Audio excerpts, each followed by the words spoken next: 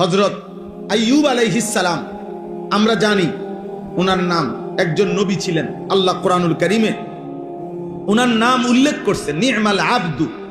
আল্লাহ বলছে আমার বান্দাদের মধ্য থেকে বড় উত্তম বান্দা আইয়ুব। আইয়ুব কেন? কিতাবের মধ্যে আছে 12 বছর কিংবা 18 বছর তিনি রোগাক্রান্ত ছিলেন।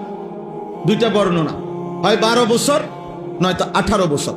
তো 12 বছর কিংবা 18 বছর একটানা রোগাক্রান্ত, মারাত্মক অসুস্থ ছিলেন, শারীরিকভাবে ভীষণ রোগ ছিল ওনার। তো 18 বছর পরে বা 12 বছর পরে আল্লাহ তাআলা ওনাকে সুস্থ করে দিয়েছেন। সুবহানাল্লাহ। সুস্থ হওয়ার পরে হযরত আইয়ুব আলাইহিস সালাম কিতাবে আছে, একদিন আল্লাহকে জিজ্ঞেস করছিলেন যে আয় আল্লাহ, গত 18 বছর 12 বছর বা 18 বছর আপনি আমাকে এই যে দুঃখ, কষ্ট, পেরেশানিতে, অসুখে আর রোগে কেন রাখলেন?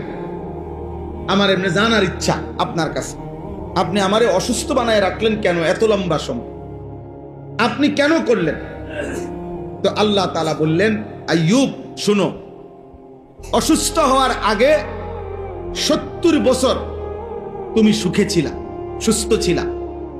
আমি আল্লাহ তাআলা তখনও দেখছি এই সুস্থ থাকার 70 বছরে তুমি আমাকে ডাকছো, আমার বন্দিগি, আমার আনুগত্য তুমি করেছ, আমার কোনো অভিযোগ নাই তোমার ব্যাপারে। কিন্তু আমি আল্লাহ তাআলা এরপরেও 18 বছর তোমাকে দুঃখ আর সুখে, বিপদে আর মুসিবতে পরীক্ষা করছি।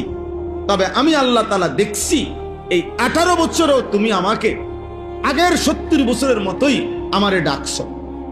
আমার ইবাদত, আমার জিকির, আমার নাম, আমার তাসবিহ তুমি পড়েছ।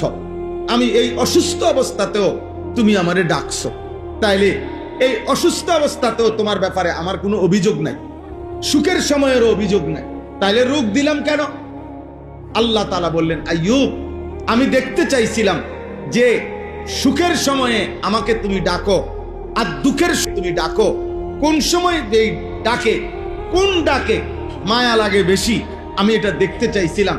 তো আল্লাহ তাআলা বলেন, আইয়ুব, আমি আল্লাহর জাতের কসম, 70 বছর সুখের সময় আমাকে ডাকছো তুমি যে পরিমাণ, আর এই 18 বছর দুঃখ আর অসুস্থতার যন্ত্রণার সময় তুমি যে আমাকে ডাকছো, আমি আল্লাহর কাছে এই ডাকে মজা লাগছে বেশি, আমি আল্লাহর কাছে ভালো লাগছে বেশি। আমি দুঃখের ডাকে মজা পাইছি, বিপদের ডাকে, অভাবের ডাকে, কষ্ট আর যন্ত্রণার ডাকে আমি মজা পাইছি বেশি।